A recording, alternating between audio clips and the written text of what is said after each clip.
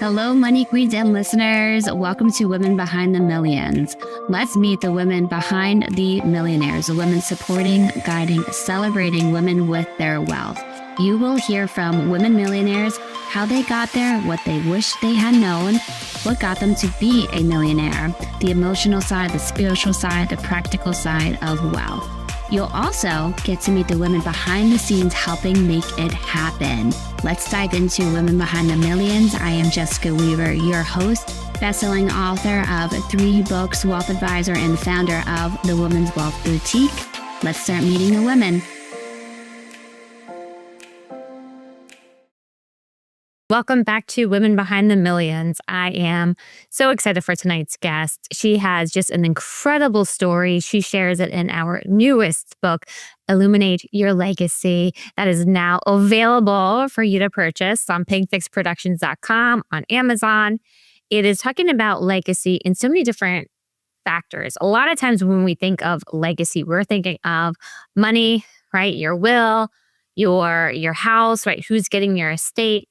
But legacy is so much more than just that. We've had on the show women talking about their health legacy and breaking multi-generational trends of health issues, which is huge. Things, even, going to college, being the first one to go to college in your family. Like, those are different legacies that you are living each and every day. So the goal of this book was, what if we did it just a little bit more intentionally? What if we put some thought into it, but then also got more people engaged with their own legacy? So thinking about, how are we living in this world? How are we leaving it behind when we are no longer here? What's the impact on the day-to-day are we having with these relationships as well? As I'm reading the chapter for tonight's guest, no matter what, you're going to get choked up because you're going to put yourself in her shoes. And when you think of that relationship, especially with your mom, or maybe your mom wasn't in the picture, maybe it was your aunt or your grandmother, right? We had that maternal bond with somebody in our family, and that bond is so hard to replace. And so I can't wait to talk about this because I can't imagine with my own mom, and now being a mom with my daughter. And you think about, what is that legacy that you are crafting and curating for that next generation? And I remember my mom always said to me growing up that her mother chose her career and that my mother chose family. And that was big for my mom because she was breaking a multi-generational trend of, one, mental illness, narcissism, and putting love first, not career first. But I took that as, you can't have both. So as I was started to navigate, my daughter's now 7 years old. So 7 years ago, as I started to navigate being a working mom and having a daughter, what is it that I want her to take away from just looking at me day in, day out? Can I do both? And of course, we can't have both. It's going to ebb and sway. There's going to be times when I am all mom because she's sick. Like this year, she's been sick a lot. Or when I am all work and I'm traveling a lot. But having that connection, and we've had women on the show before where even if they were traveling for work on an away trip, they would leave dinner to call their kids and say goodnight to them because that was important to them. That allowed them to feel engaged with their kids and that their kids are still a priority, even if they're hundreds of miles away. So regardless, we are setting an example, and that's that legacy. What kind of example are we setting? And I hope for my daughter, she gets to decide, do I want to be a stay-at-home mom? Do I want to be a working mom? Do I want to have my own business? And there is no right or wrong for her, but that she has the freedom to choose. And that's just the amazing legacy that we can set forth for these future generations, that they don't have to fit into this box anymore, that they're limitless. They really are limitless. So enough about me and my story. Let's talk about tonight's guest. We have on with us Erika Greenwood. She's a CPA and certified financial coach who loves to talk about lessons with money. Her goal is to create a safe space for career-minded women to talk about and learn about their money, their wealth, so they can build financial abundance and legacy in their lives. Ooh, we love that word, abundance. She is also the executive producer of a Broadway show and best-selling author. I mean, we got to talk about that too. Think of that, ladies. So we're going to bring to the stage with us Erika Greenwood, newest author of Illuminate Your Legacy. Hello, Erika. How are you tonight? Hi, Jess. I'm doing great. How are you? I am doing fabulous. I love your beautiful smile, your positive energy. So you've been on Broadway. Tell us about that experience. So, as part of a mastermind group, we decided to produce a Broadway play, one night only, with Lisa Nichols called When My Soul Speaks. And it was a culmination of so many stories that Lisa tells about perseverance and love and coming into herself. And my favorite story is one that she talks about when she wanted to quit swimming because she wasn't winning any of the races. And she goes to her grandmother, and her grandmother's like, "Oh, no, honey, we don't quit. Our family, has been through, lots of different things, and we do not quit." And so while she thought she was going to get the support from her grandmother to be like, "Okay, I'm out, we're done," she's like, "No." So when it came time for the swim meet, not only does her grandmother come, she sends the whole family. And so Lisa talks about the fact that, it's one thing to lose, it's another thing to lose in front of your whole family. And so she shows up, she checks in, and they're like, "Oh, your heat," it's a swimming term. I'm not that familiar with swimming, but your heat is over. And so she's like, "Oh, no problem." What they decided to do, she was like 14 or 15 at the time, is to run her with the 17 and 18-year-olds. And so she was like, "Oh my gosh, I don't know, if this is going to work out." And so she goes up there, she hears her family cheering for her. And, the whole time her grandmother's words, "Winners never quit and quitters never win." So she's saying that the whole time: winners never quit, quitters never win, winners never quit, quitters never win. So she comes up after the race and she's like, her coach is like, "Lisa, look what you done. Look what you done." And she's like, "What? She's thinking she lost. She was first. She won the race." That is insane.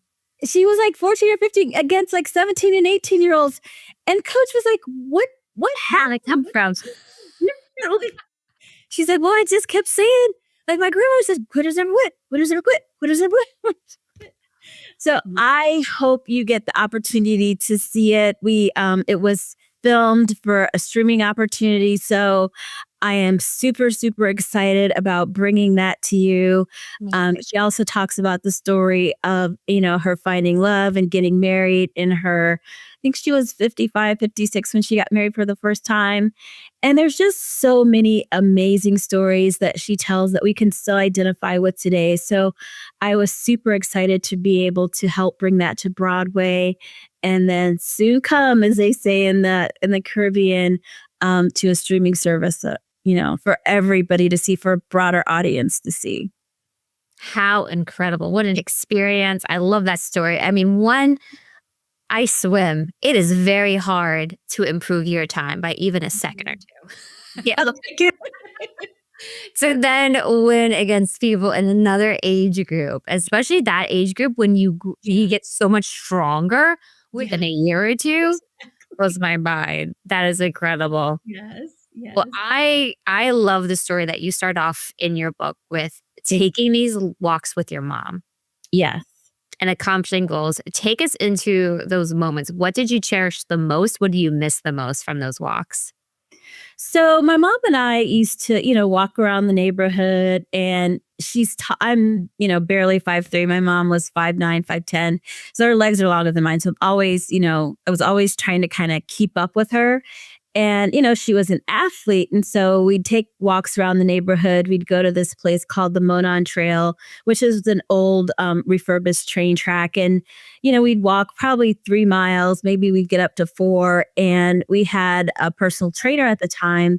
And he said, "Hey, if you guys can walk a 15-minute mile, you can do the mini marathon," which is a marathon that we do here in the Indianapolis area that's related to the Indy 500 month of activities. Neat. Yeah. So it's actually a half marathon, 13.1 mile. that point one is important because it hurts a lot. You're honest. Yeah, that one, I was like, can I crawl through?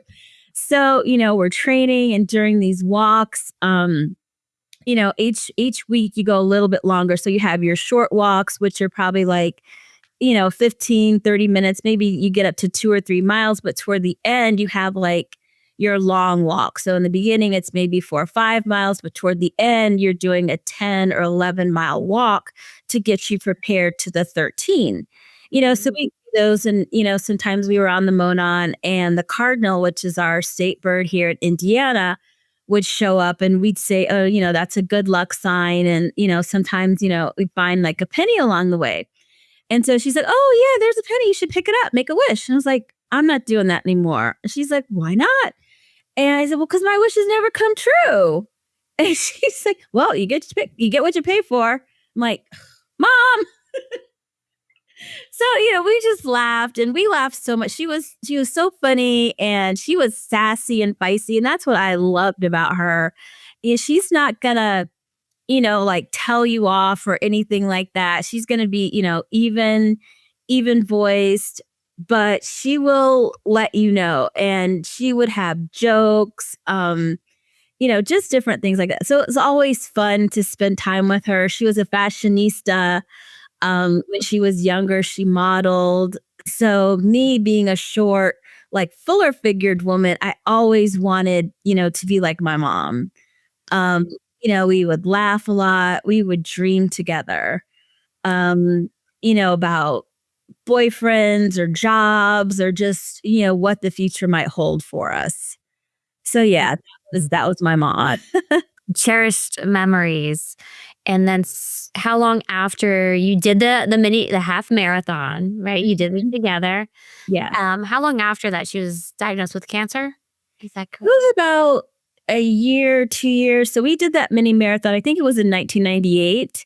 Okay. And then she was diagnosed in 2000. Wow. Yeah. Amazing that those are long walks, right? You spending hours together. I mean, what she had times to have. Yes. Yes. I mean, I just love spending time with my mom. I mean, I would go over because I lived maybe 20 minutes away from my mom and my dad. And, I would go over there like on the weekends, and we'd talk, or, we would go shopping together, just spend time together. And we got to, joke and play around, with each other, and just, have memories. And, she would always correct me, and she was always, bragging on me. At the company I worked for, we would get, really nice bonuses. And, one year she said, you forgot to tell me how much your bonus was. And I didn't forget. The thing is that my mom tended to share with others. So I was like, Mommy, if I tell you, you're going to tell everybody else. She's like, You don't want everyone in your business. exactly. And then it would be more like, oh, they bought her a car. Oh, they paid for her apartment. Well, they did, but that was because, when I first started with the company, I was on what they call a relief sales assignment. So it's kind of like a long business trip. So yeah, they gave me a car and they paid my apartment. But when I got back home where I was really living, that all stopped. So She was proud. she will saturate just a little bit and tell. So I'm like, no. An embellisher. Yeah, exactly. And so she's like, you forgot to tell me how much your bonus was. Because we had just finished talking for 45 minutes. And she called me right back. And I'm like, no, I didn't. And so she's like, you could tell me. And I was like, okay, fine. So I told her.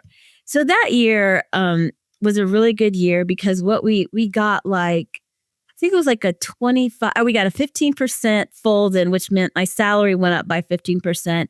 And we got, I think it was a 23% bonus that year. Mm-hmm. And so, of course she's like, oh my God, what are we going to do?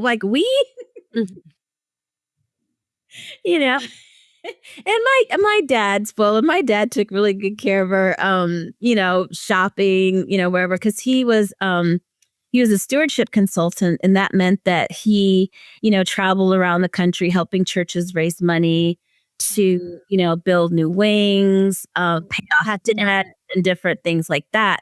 And so when she was available, she was a counselor for a middle school, which meant she got, spring break. They didn't really have fall break like we do today.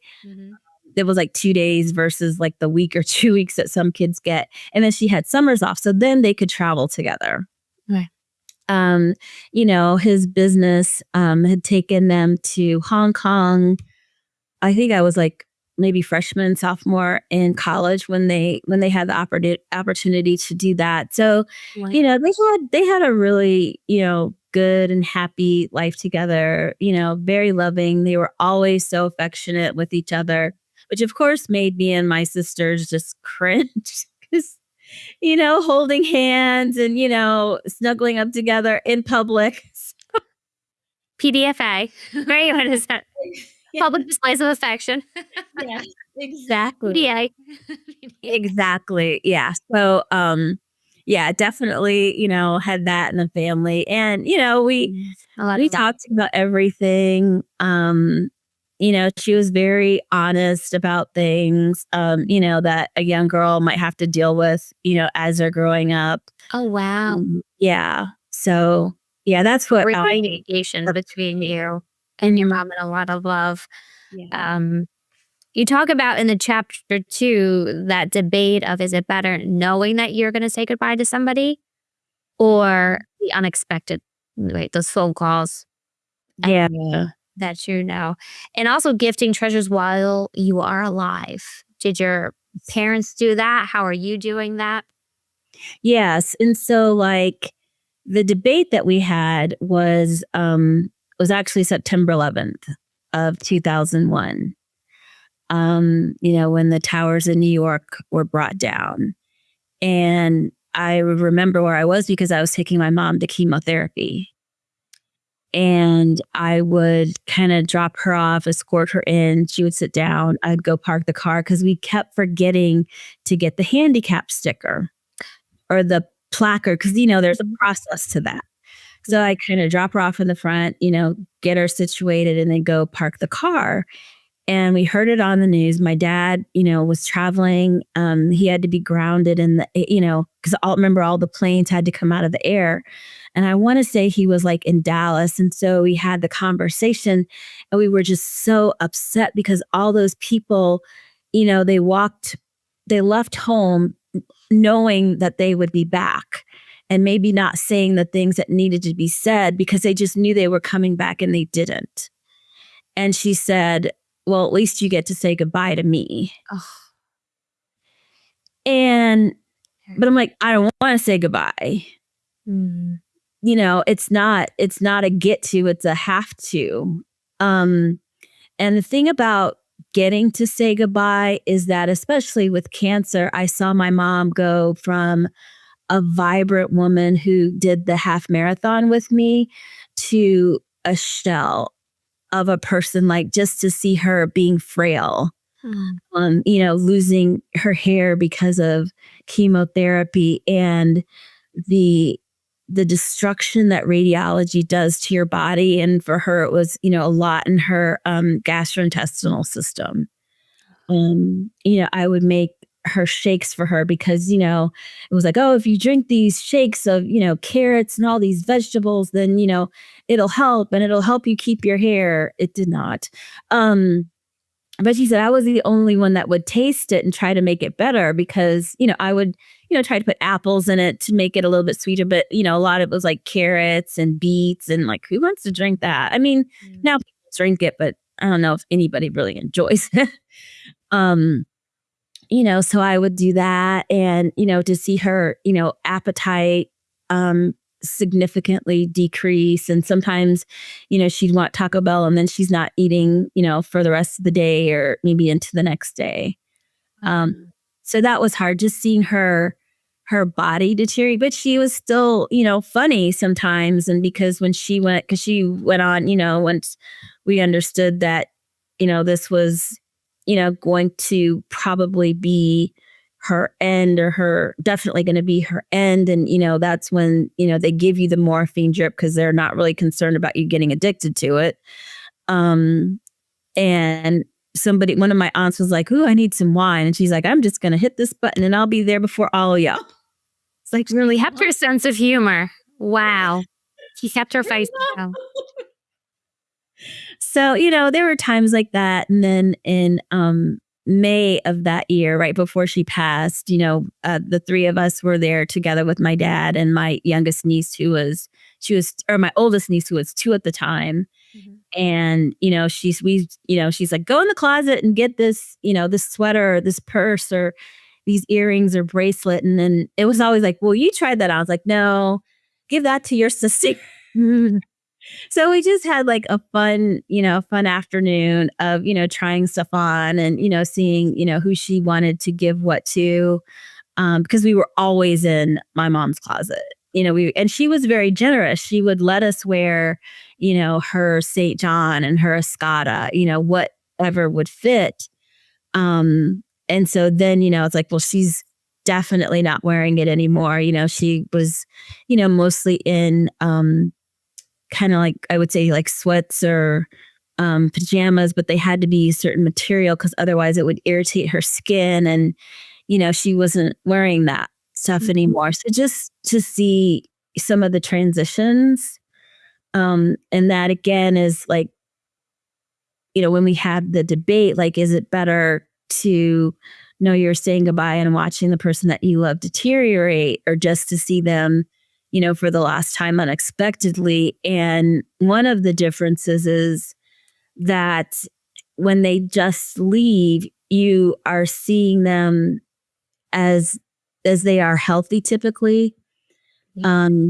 You see them with all their hair and maybe they have their makeup or their best suit on, versus seeing the shell of your loved one just, waste away. So, and I don't know who wins that debate. I don't know. I think it's whatever your situation is, you probably wish for the other. Yes.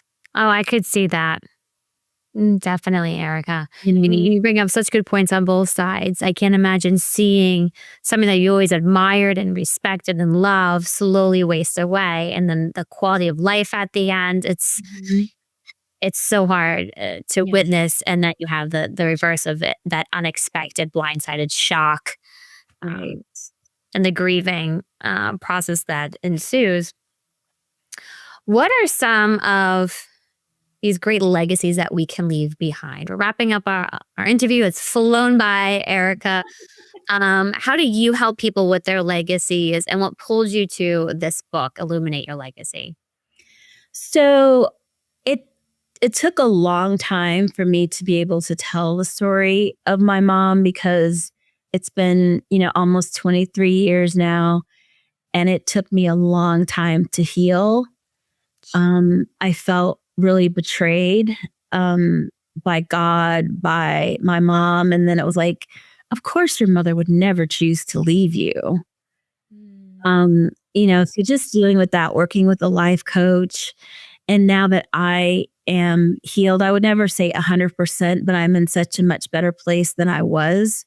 Helping other people understand what's important.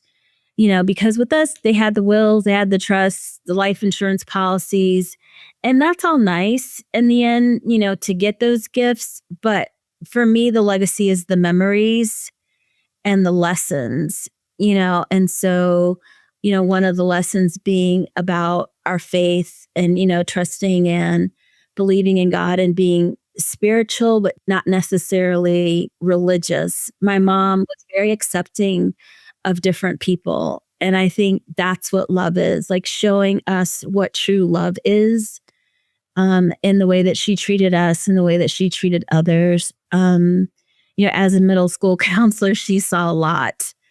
And, the way she gave to people, my mom and both my parents really were very, very, my dad, my bonus dad is still alive, and they're very, very generous people.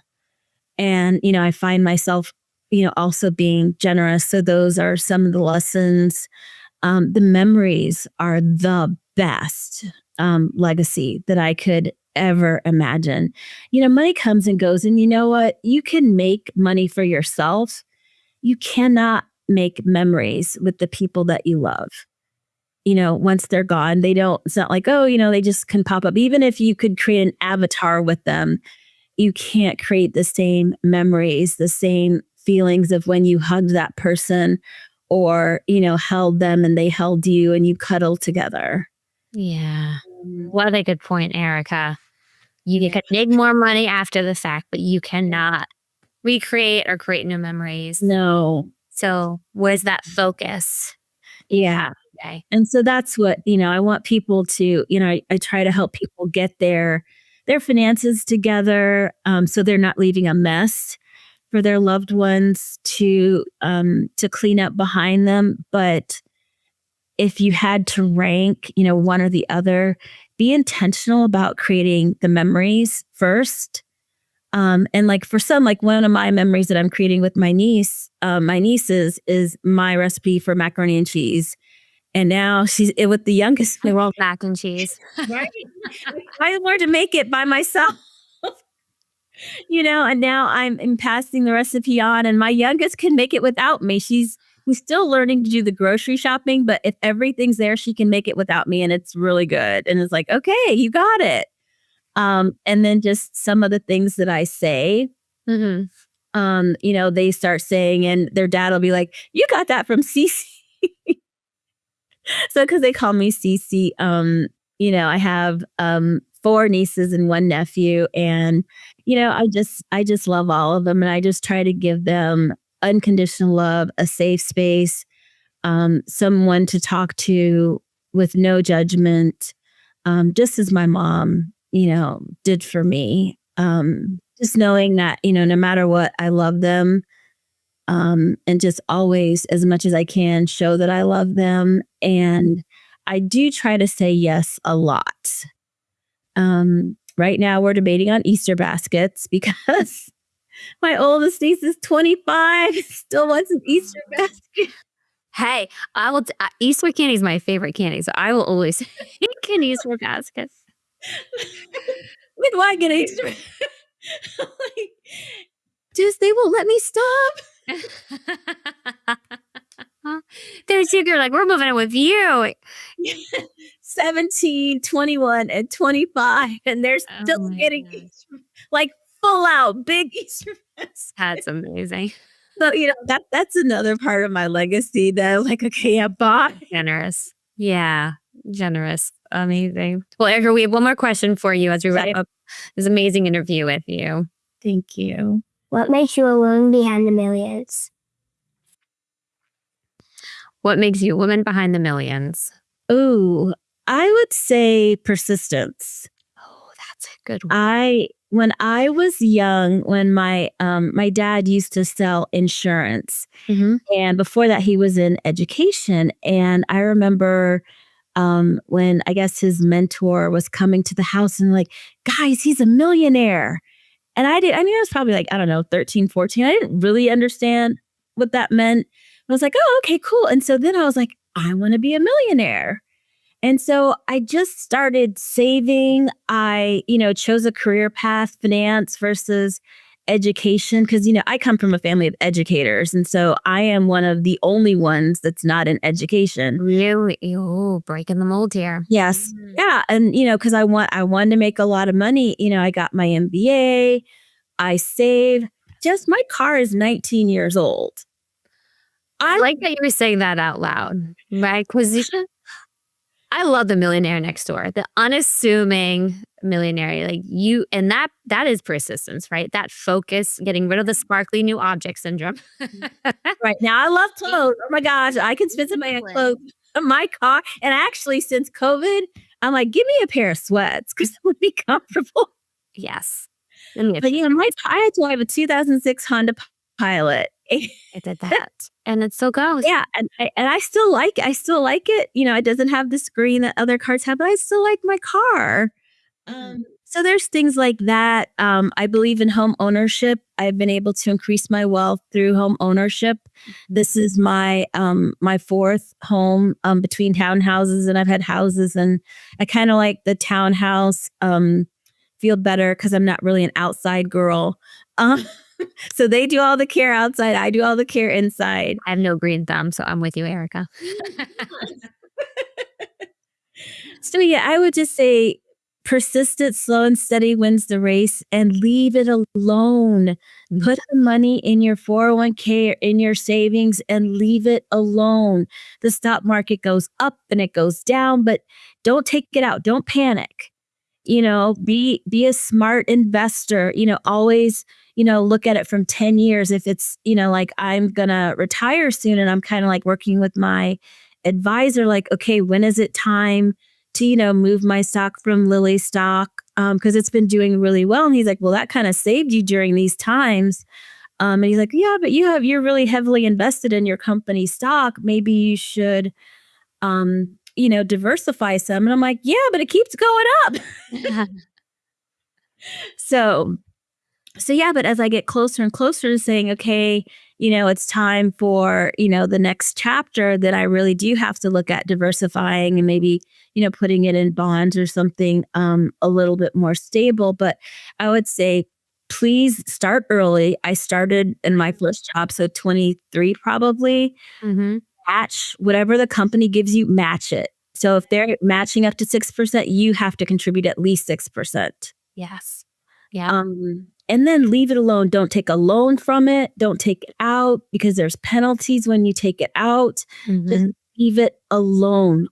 Get help. A lot of times credit unions and your banks have free help. You don't always have to pay for help, but you can get it from credit unions. Yeah. Take advantage of it. Oh, solid advice, Erika. Really strong advice to give out. Thank you so much for being on Women Behind the Millions, Erika, and for your contribution to Illuminate Your Legacy. At Pink Fix Production, your story matters. Your voice matters. You matter. It is a privilege to hear your story because of the truth behind it. But it also takes a courageous woman to be bold enough to tell their story, knowing some will judge you, but most, yes, most, will applaud you. We want you to step into being a thought leader and making change in this world, because let's face it, lady, you won't feel satisfied until you make your mark on the world. We accomplish this through several forms of media: podcasts, book publishing, magazines, TV shows, and events. We take you through our 5-step proven process to becoming a thought leader, from getting clarity over your mission, building confidence to use your voice, leveraging the media to declare your mission, aligning with strategic partners, and how to launch your legacy. Yes, we build a platform with you so you can ignite your revolution. Hello, Money Queens. It is Jessica Weaver, and I'm thrilled to be here with you tonight as we dive into a very important topic, especially for myself, all around long-term care. We are completing our season here of Illuminate Your Legacy, where we are focusing in on the legacy of your assets, of your property, of your health, of your business, so many different facets of what makes a legacy. I really connected with our author that we're going to bring on here shortly with her story of a loved one that we're going to get into tonight.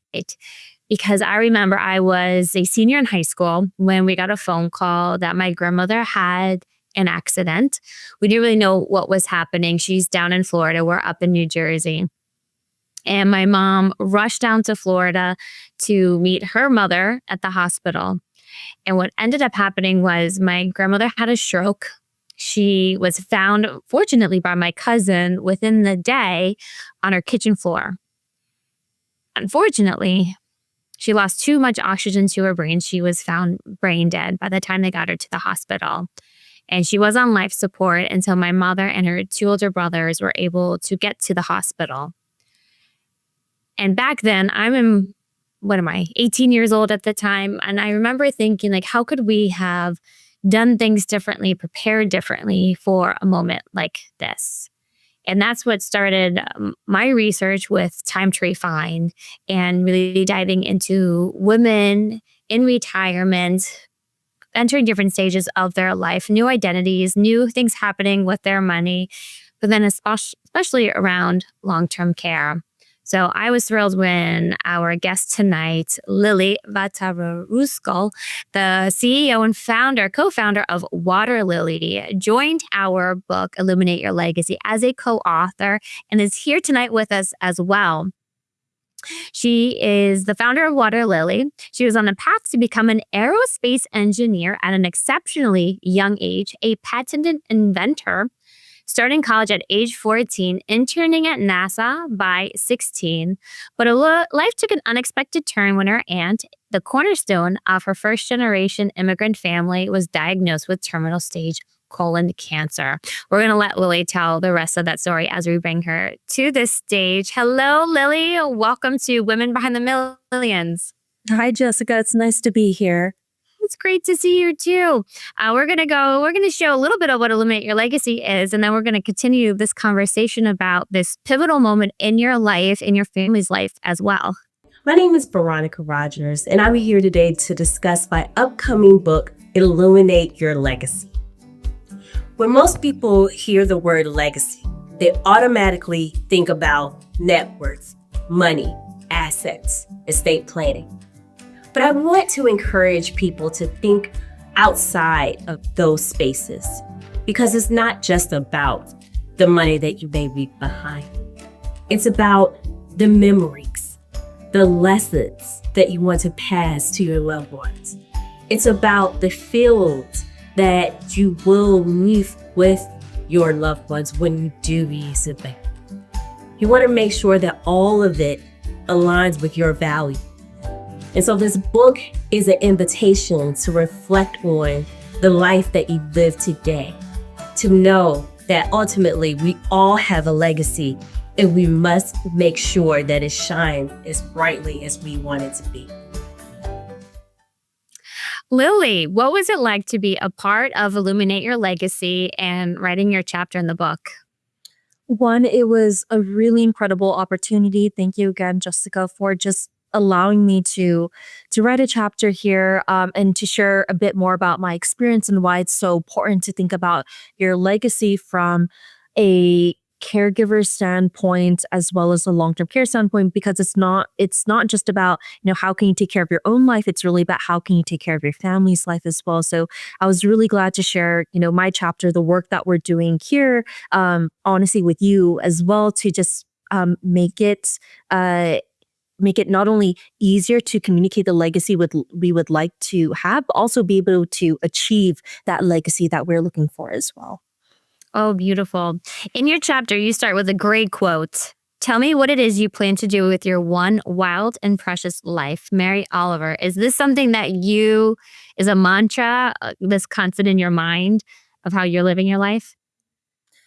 I think being incredibly present to what matters to you and what makes you really passionate allows you to just, deliver the best version of yourself in the world. So just leaning in on just not only where you're really competent, but what really matters to you so that you can continue to be competent and to serve others better. I think that's definitely a mantra that matters a lot to me every single day. And especially when it's hard, building the company that I'm building.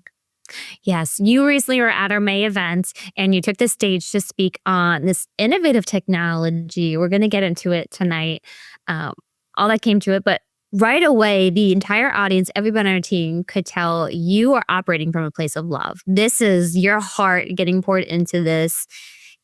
It's not about the money, it's about the lives that you can impact. And that is huge. Even thinking about the book here, Illuminate Your Legacy, right? That give back, that impact that you want to have in this world is incredible. And it stems from this huge moment when your aunt gets diagnosed with cancer. Can you take us into that story? Yes, absolutely. So prior to me starting this company to essentially help other families navigate long-term care planning in the most beautiful way possible, I was on a fast track in aerospace engineering. Like you mentioned before, I was early on into it, and I just thought I was going to be an exceptional aerospace engineer. That was my goal. But when I was interning at NASA when I was 16, life just it hits you at different times. For us, my aunt, who is a really integral part of our first generation immigrant family, she helped raise me growing up under the same roof. She was diagnosed with terminal stage colon cancer. And it was, and we anticipated the chemotherapy. We didn't anticipate the financial costs that came with that, but more importantly, we didn't realize that she would become so incredibly frail and would require so much resources from us, the household, to take care of her, not only physically, emotionally, but also financially. And we made a lot of high stakes decisions in such a short amount of time that not everyone was on the same page. And I saw firsthand what every single family goes through when they navigate long-term care, and taking care of those daily needs, because our loved one is too frail to be independent anymore, and they need help with taking a bath, using the bathroom, eating, dressing, getting in out of bed, things like that. And so for us, it financially wiped us out to pay anything and everything for her care. Again, we didn't financially plan for this, but we knew that we wanted to give her a certain quality of life and a quality of care, and you just pay for it anyways.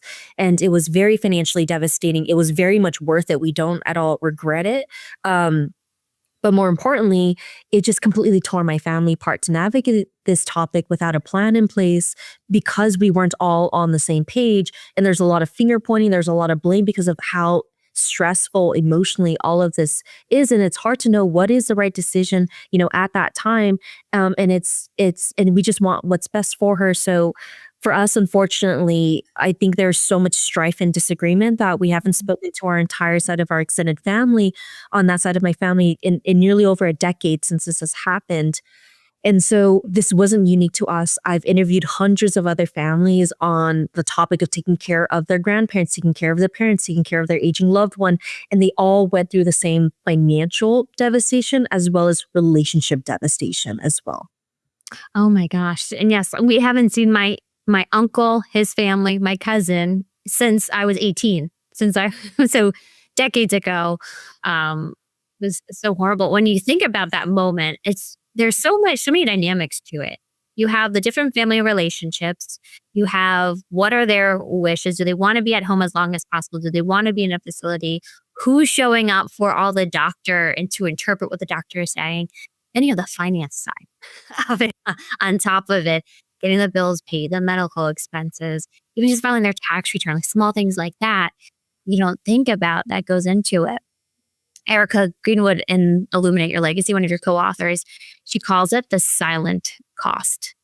Because the people don't talk about it, but when you don't prepare for these things, there is a cost to the family. And it happens whether it's family relationships, burning through the money, not being strategic there. There's so many different components to it as well. From that moment, so at 16, is it now I'm going to find a way for help families better deal with this? Because I'm not thinking that way at 16, Lily. I have to be honest. You were way further ahead of me on your path to becoming an aerospace engineer. Blows my mind, Lily. Take us from that moment to now launching Water Lily. So it was definitely not a straight path, which is what most people in their ambitious careers and what they end up doing. For me, I think that I had a lot of confidence I needed to first build out for myself. When I went through this experience, all I knew was that, instead of exploring space, it mattered so much more to help underserved families that can't financially afford access to care and things like that. And so I thought, I didn't think, let me go ahead and start a company, because I didn't think I was the smartest person to tackle this topic. If anything, I felt that I was new to the healthcare industry. I just saw how devastating healthcare was. And so I ended up pivoting my academic career to specializing, instead of aerospace, into AI and genetics.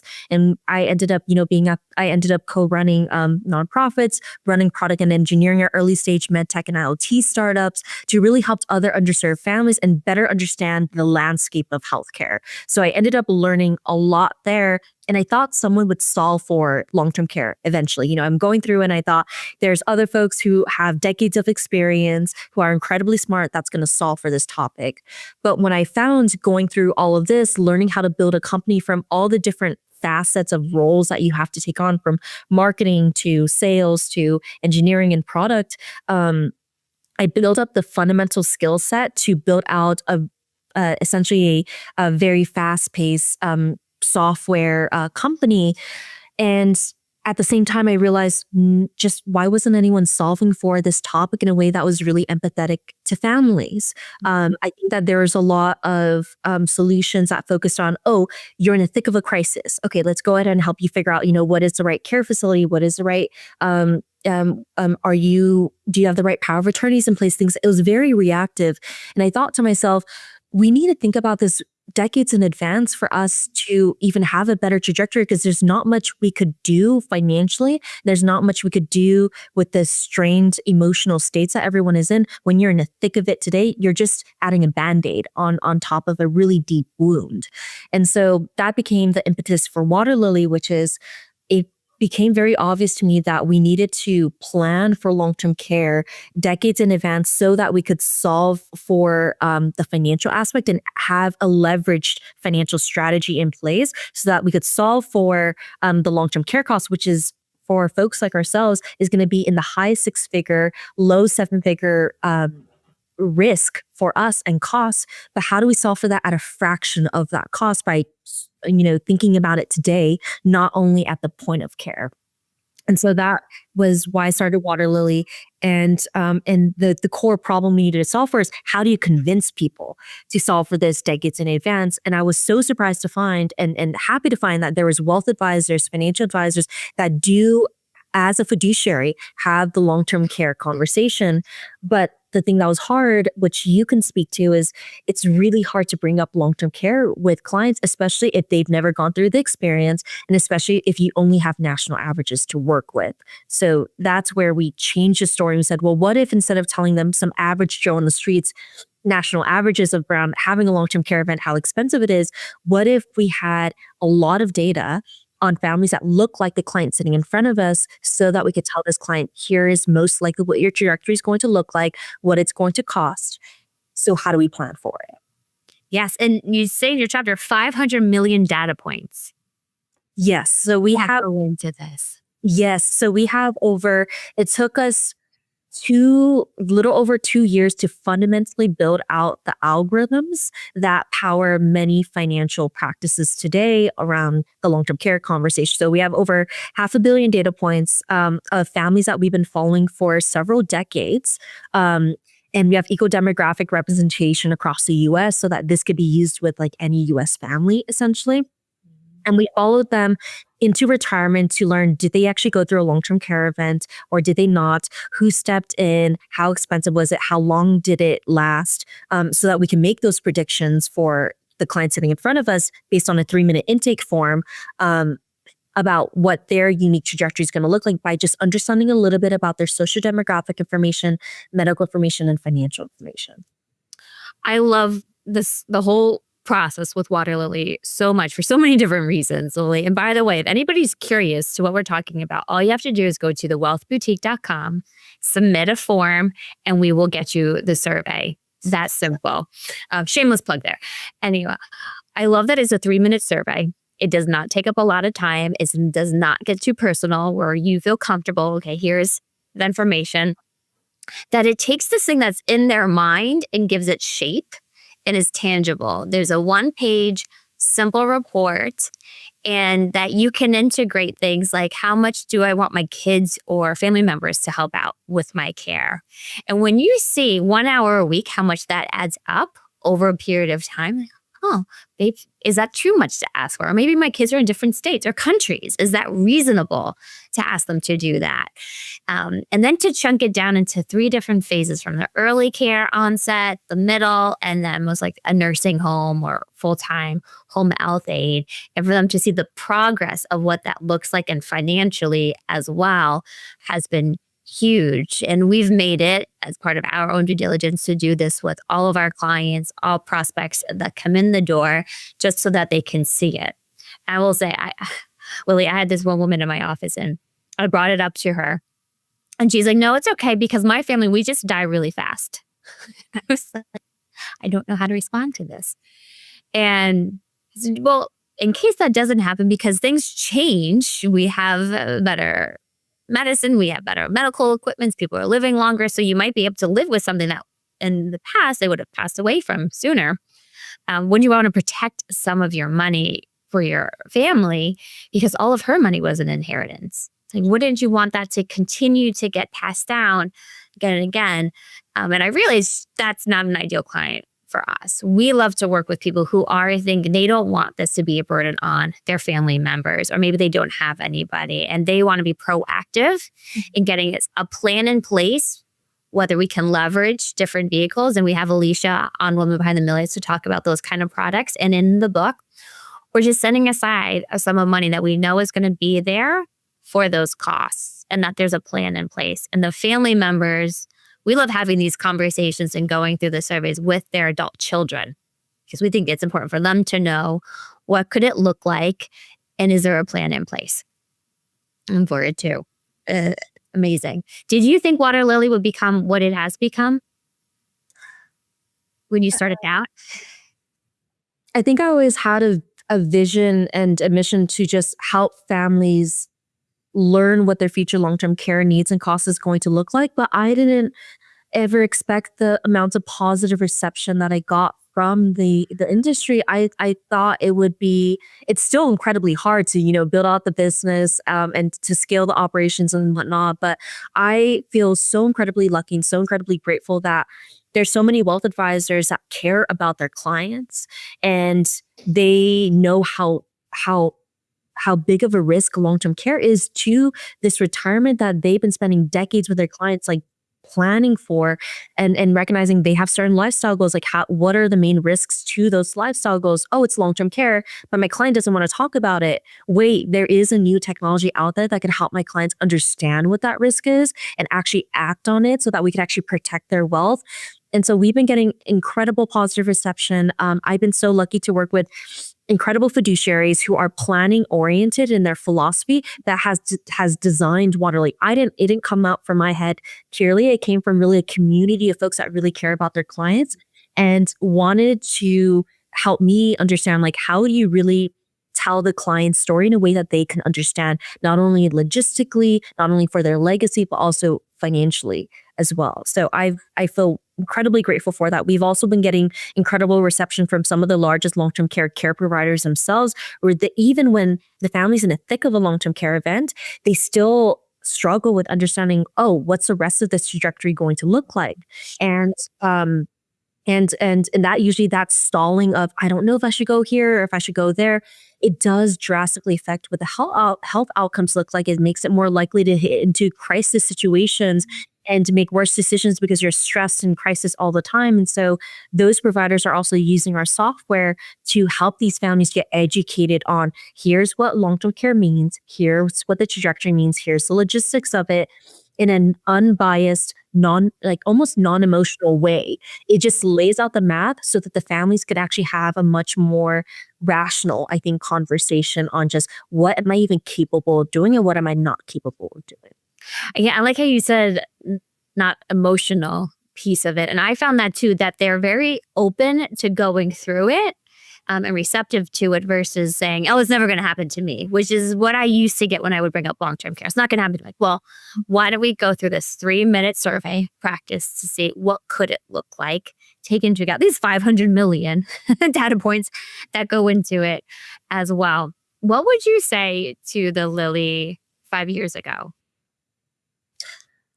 The biggest thing is not continue to doubt yourself. I think that I think a lot of women still deal with a lot of imposter syndrome, and assuming that, everyone else is better than them. And I think that, that is a strength in itself, is to always kind of assume that there's always something for me to learn. But I have always grown up with a lot of kind of doubting of me. Like, even when I went to college at 14, even when I, interned at NASA when I was 16, when I got all these recognitions, I think there were so many friends and family around me that just said, oh, that seems like luck. And I think that for women, we're actually really discounted for the achievements that we, are able to get. And it's so much harder than essentially our male equivalent. And we think to ourselves like, oh, I'm younger, I'm more malleable. I think, I guess I should believe them, when in truth, it's like, no, if it was hard for you, don't assume it's because you were less capable of it. And then if you spend the hard work to understand fundamentally like why you're passionate about something, why a particular type of solution works, why you want to like serve a certain, market or certain types of families, when things get hard, just always go back to, oh, you did the work already, to know what you want to focus on. And that gets you through those hard times. So it's just reminding yourself or reminding myself that, continuing to put the work behind your daring bets really matter and really believe in yourself. So That is beautiful. We need to just cut that and listen to it every single day. And I can't believe they said it was luck. That was your butt working really freaking hard to get there. Lovely. Well, we have one more question for you as we wrap up. We could talk to you forever, Lily. There's so much we didn't get into. You have to read our chapter at Illuminate Your Legacy. It is incredible. But Erika's going to ask you one more question. What makes you a woman behind the millions? What makes you a woman behind the millions?